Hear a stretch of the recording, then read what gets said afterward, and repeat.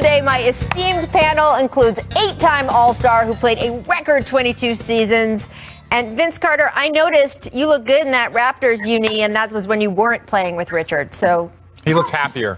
There's something there. Vince's former teammate, should I just introduce you that way, Richard? Yes, please. Right? That's how I'm known. You used to play with Vince Carter, didn't you? That's what everyone says. Richard Jefferson. And of course, our NBA champ Kendrick Perkins is in the house as well. Oh, we got a smile from Perk. I'm we got a smile from so happy Perk. to be with the three of you. Let's talk about the Eastern Conference. Giannis last night. They proved that they can win and be successful playing out of the post. Look at all those circles. Look where he scored. He scored 26 points in the paint. And not only was it Brook Lopez, it was Drew Holiday, it was Bobby Portis. They dominated and they played bully ball. And they said, okay, we're not going to settle for three-point shots and play outside of the paint. We're going to play in the paint, beat these guys up. And, oh, yeah, we're going to defend and get block shots. And they were getting out in transition as well. So in all facets of the game, they were dominating.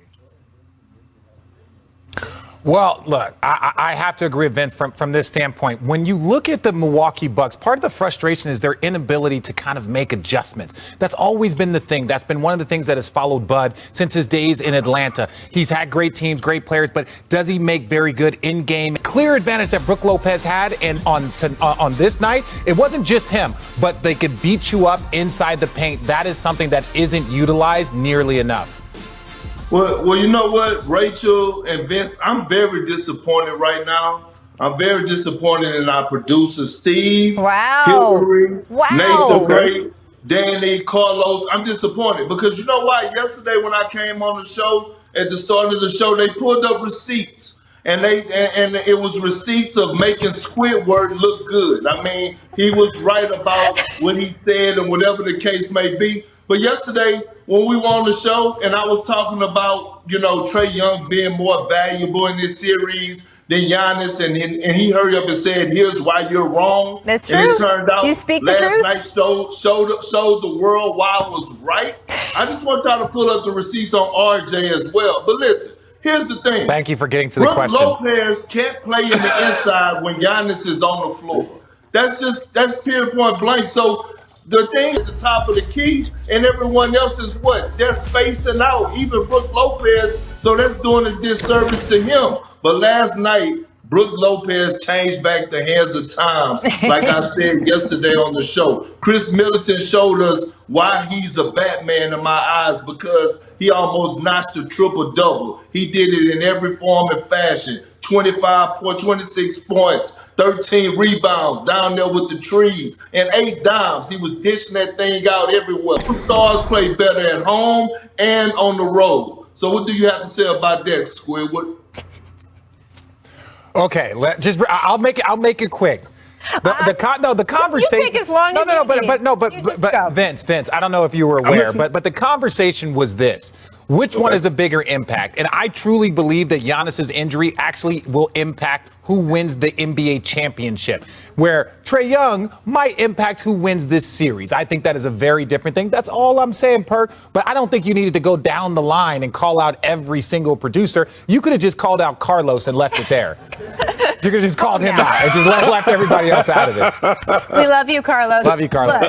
Look, I did think the point you made somewhere in there, like 8 minutes ago, Richard, about adjustments. It is interesting to me that you are right. It's certainly something the Milwaukee Bucks as a team were criticized for last year once they reached the playoffs, and that Bud has been tagged for in his career, again, going back to Atlanta. But the adjustment they made last night was not one of the adjustments that they then spent this entire season practicing, right? Because they were working on so many new things during the season and being more flexible as a team with their schemes, that's how they ended up being the 3rd seed instead of being the number 1 seed that they had been in previous years.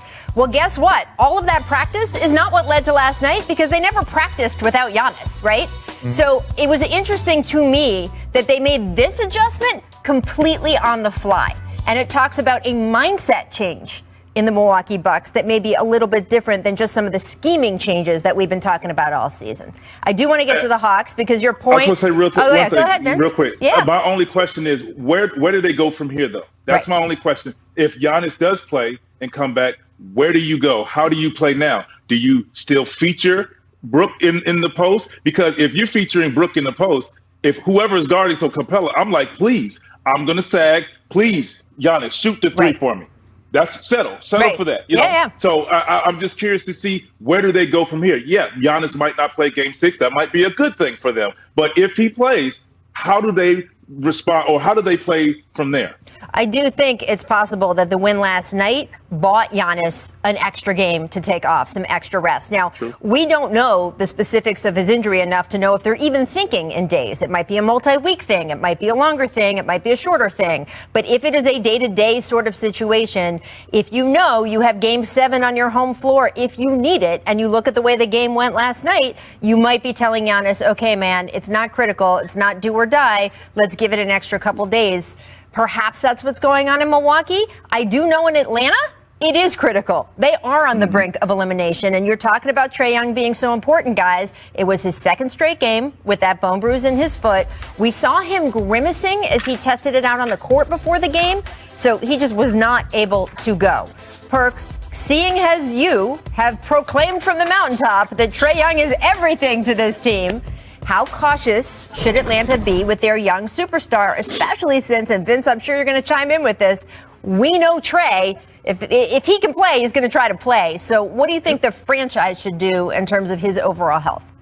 Well, I think they should sit him out for the rest of the postseason. I mean, especially this series, for the simple fact he's 22 years old, right? It's going to be a short turnaround. You don't want to risk anything, any other type of injuries. On top of that, watching him in the pregame and watching him go through the little shoot around or pregame warm-ups, he was in pain. So I don't see a big difference in 48 hours that's going to help the situation. He's still going to be in pain for Game 6 if they test it out. So I will protect this young superstar by all means necessary. Right now, they overachieved, in my opinion. The Hawks have something to build on. They're in the Eastern Conference Finals. Trae Young, this was his coming out party. He put the world on notice. If they lose this series to the Bucks, no one would care. They would still get a Hawks Day flowers along with Trae Young. I would sit him out for the rest of this series. I would say this. If we're in the fire as players, we're that close to an opportunity to play in the finals. You want to see what you can get out of him as the players, out of yourself if you're injured for Trae Young. So I say, I understand what you're saying, Perk is sitting him out. But my thing is, let's just see what 48 hours does for him. That's all I'm saying. And then from there, they evaluate him, and then you save that player from himself. We've talked about that. I've heard you all say it before. Sometimes we need the organization to step in and save us as players from ourselves because, by any means, Anthony Davis, he wanted to go play. KD, a couple of years ago in the final, the finals wanted to go play and hurt himself. So, sometimes we need it. But you go out there, you see where you are, and they have to make the tough decision for him sometimes, like, hey, Trae, we see you grimacing a little too much. We need to sit you out and see what Game 6 brings us, and hopefully Game 7 we try it again. But his energy, what Trae brings to the table, is important. I say to him, Trae, you do everything you need to do up until game day. Get your butt in the gym early. Go out there, test it out early, behind the scenes. Right. Not in front of the cameras, behind the scenes. Get your work in. If it's not, go back, get some treatment, then come back out in your shooting time, and you go from there, and the decision should be made then. Now, this is what I like about Trae, and I think why the basketball world, not just the fans, have fallen in love with the little guy that can do all the things. Right. The reason why the basketball community, all the guys here on this chain, Rachel, everybody, is because Trae puts himself in a position of eliteness. Yes. He looks around and sees James Harden hobbled and trying. He goes out there and sees Anthony Davis hobbled and trying. He sees Chris Paul, and he considers himself, which he is, one of those guys.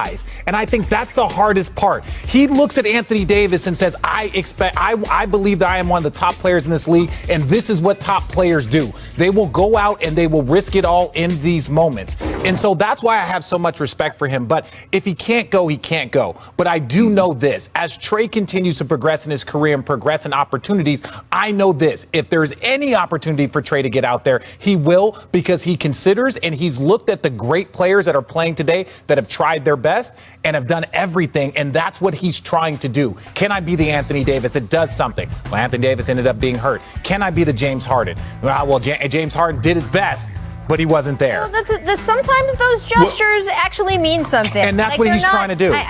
In my opinion, it's not fake hustle to do it in front of other people. No. It's that it actually means something to the rest of the guys. He got on the court, not the back court in the back with the trainers, but he came out with us onto this court, tried to shoot on this basket we will be shooting on all night. And he couldn't, but he tried. He made it that close. And I do think psychologically means something. It does matter. I don't know. You guys played, but I see it on guys' faces when the other guy is out there. Well, this is the problem that I have with what y'all saying.